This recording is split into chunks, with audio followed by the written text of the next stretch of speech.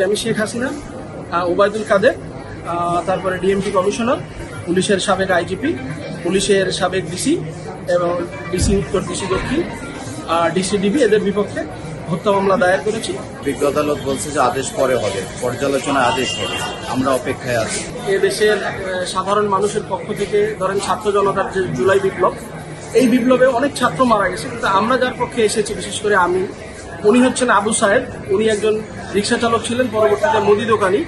উনি 19 তারিখ বিকেলবেলা মাথায় গুলি খেয়ে মারা যান বসিলা 40 ফিট রোডে। তো আমরা পরবর্তীতে খোঁজ নিয়ে জানতে পারি এই ফ্যামিলিটা খুবই অসহায়, তাদের বাড়িতে খাওয়ার চাল পর্যন্ত নাই এবং তাদের কৃষি ব্যাংকের একটা লোন আছে যেটা 1,30,000 টাকা, এবং তাদের এটা কোনোভাবেই পরিশোধ করা অথবা অন্য কোনো উপায় নেই। এবং পরিবারের সাথে কথাবার্তা বলে যেটা বুঝেছি যে তাদের ঢাকায় আসার মতো কোনো আর্থিক সচ্ছলতা এবং অবস্থা নেই।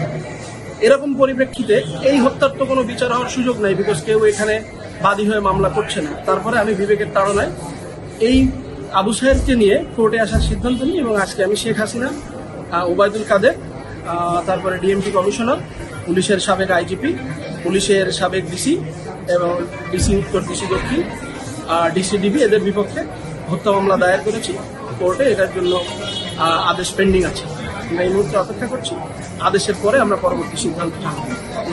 আমরা বিজ্ঞ আদালতে মামলা দাখিল করার পরে বাদীর জবানবন্দি গ্রহণ করেছেন এবং বক্তব্য শ্রবণ করার পরে বিজ্ঞ আদালত বলছে যে আদেশ পরে হবে, পর্যালোচনা আদেশ হবে, আমরা অপেক্ষায় আছি আদেশের জন্য। সংবাদ, ফিচার ও অনুষ্ঠানের জন্য ভিজিট করুন সংবাদ প্রকাশের ওয়েবসাইট এবং যুক্ত থাকুন ফেসবুক পেজ ও ইউটিউব চ্যানেলের সঙ্গে।